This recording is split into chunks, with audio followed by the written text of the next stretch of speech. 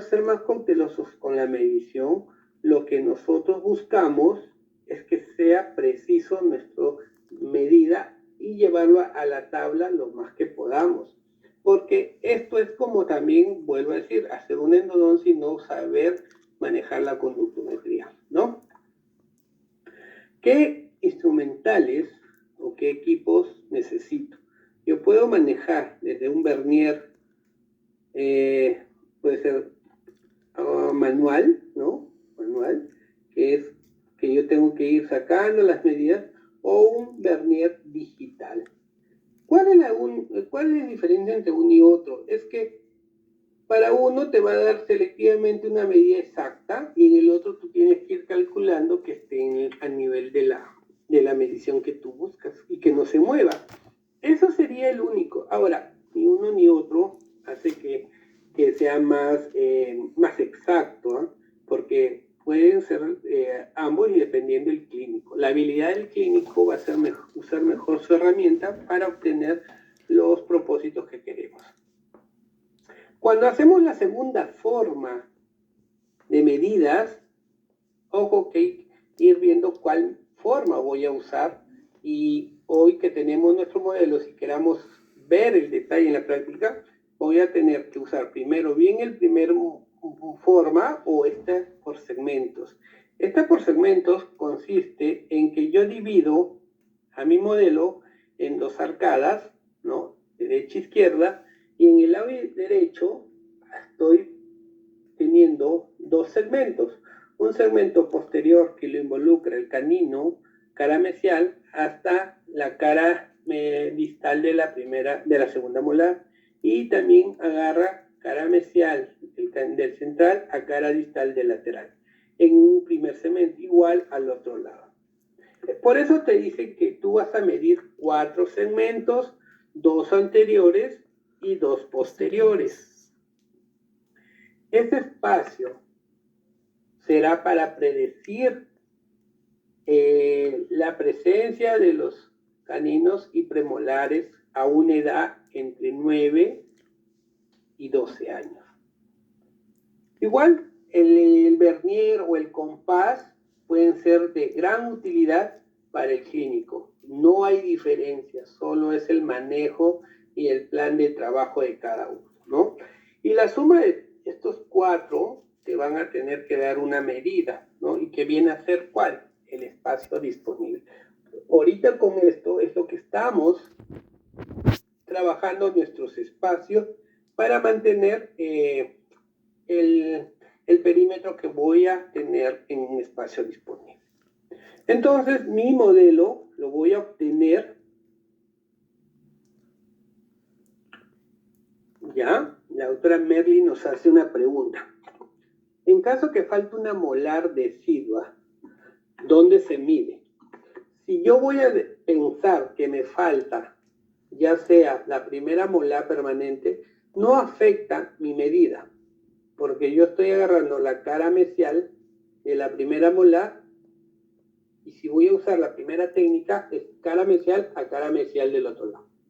Pero si voy a trabajar por segmentos, y es la primera o la segunda, digamos que sea la segunda, me apoyo de este espacio, ¿no? De la primera, de la cara mesial, igualito para trabajar.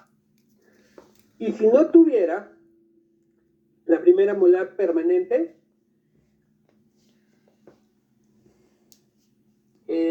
tendría que medirlo radiográficamente. Tomar una periapical y recuerden, este es otro. ¿Por qué tomamos la radiografía? Lo que va a crecer en el niño va a ser el tejido óseo. Cuando nosotros tomemos radiografía, a partir de los 5 años, ya tenemos el tamaño de la corona, ¿ok? Y ese tamaño es medible. Y lo podemos saber, si todavía no ha erupcionado, puede ser a través de una radiografía. Eso, del que usted lo mide a los 6 años, a los 5 años, va a mantenerse, si no tuviera ninguna lesión, hasta la erupción el completo o hasta que la pieza lo pierda. Es el tamaño que ya está. Eso no varía. El tamaño dental no va a variar con la edad. ¿Ok? A nivel de lo que es la corona. Solo cuando sufra una curación o un tratamiento pulpar o cuando le hagan un aditamento. Y si les trajeron, ¿qué pieza, doctora Heidi?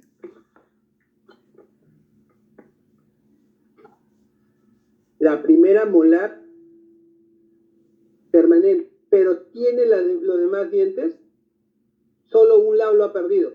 Bueno, igual, agarraría la cara distal de la segunda molar decidua, ¿no? Y manejaría el perímetro. Y todavía sabiendo que en este lado, este espacio, debo mantener todavía un mantenedor de espacio. Ahí sí me interesa un mantenedor de espacio hasta que erupcione la segunda molar, que va a ser que podría mesializarse y pueda cambiar, ¿no? Porque yo puedo mantener el espacio y cerrarlo conforme a los 10 años, porque ya ahí ya puedo trabajar otro tipo de aparatos combinados con brackets. Muy bien.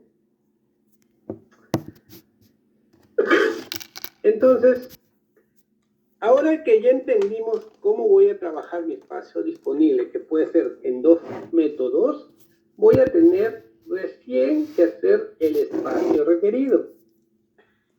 Cuando yo voy a hacer el espacio requerido, según Zamora también lo dice, es el espacio que necesitan los caninos y los premolares para poder aparecer o erupcionar, ¿no? Y va a ser la suma de mesiodistal de los caninos y los premolares. Entonces, ¿eso qué me dice? Que yo voy a tener que tener una medida para que pueda ser suficiente a lo que yo deseo para mi erupción, ¿no? Entonces, el espacio requerido no es más que la cantidad del arco que se necesita para que todo el complemento de las piezas dentarias puedan colocarse alineadamente. Por eso es que también pasa un problema, que usamos aparatos, lo traumamos o lo tenemos al niño tanto tiempo con aparatos y a veces no conseguimos que cuando ya el niño pasa brackets, le ponemos los brackets y se vestibularizan o se inclinan o no cambian el eje porque no se vestibularizan y hay dientes que a veces están más inclinados o más metidos y aunque usted le cambie el arco, aunque usted le cambie el eje, no sale. Es por una fuerza de presión. Entonces, esa fuerza lo que hace hacer es que las piezas no se mantengan alineadas, es un repliegue de fuerza, ¿no? Por eso nosotros hay que saber que el espacio que yo voy a mantener va a ser suficiente para cierto tipo de piezas dentarias, porque si no es suficiente, lo que tendríamos que hacer es de repente alguna técnica de extracciones, ¿no? Y es más común cuando el niño llega a partir de los 10, 11 años y nosotros seguimos manteniendo las dos premolares y manteniendo apiñado adelante todavía sin erupcionar el canino, ¿no? Entonces hemos mantenido tanto a la pieza que cuando erupcione el canino va a estar montado, o sea, y el problema lo vamos a seguir llevando hasta que no saquemos el espacio.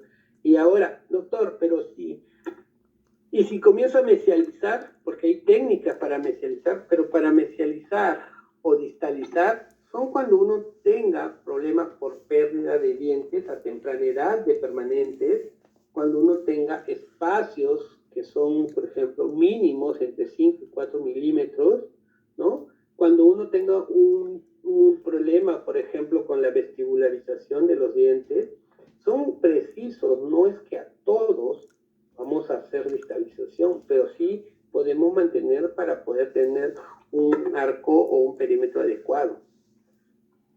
¿Cómo se hace entonces eso? Se va a medir aquí para hacer el espacio requerido.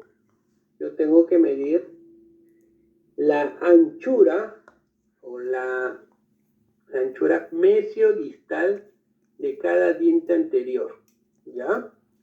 Para saber cómo es el tamaño de cada diente.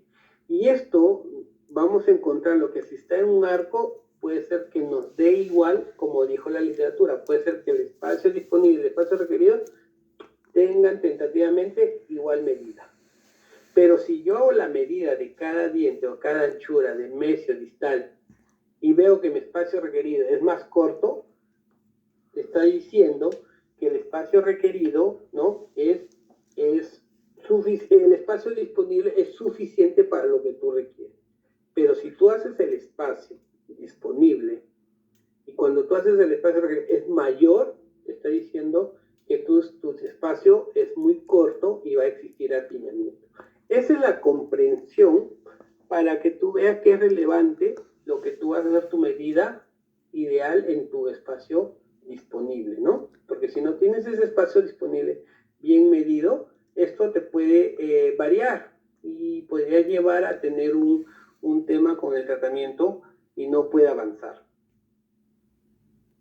Cuando no tengo piezas y tengo que trabajar de repente con unas piezas que todavía no están elucidadas, puedo medirlas a nivel radiográfico, porque es parte también de la técnica, ¿sí? Es un tema auxiliar que nos puede servir y va a ser fiel para la medida que nosotros necesitemos. Ahora, eso no cambia nada nuestra medida, por eso le digo, es un tema de apoyo para entender el espacio que yo voy a trabajar y voy a requerir en mi paciente.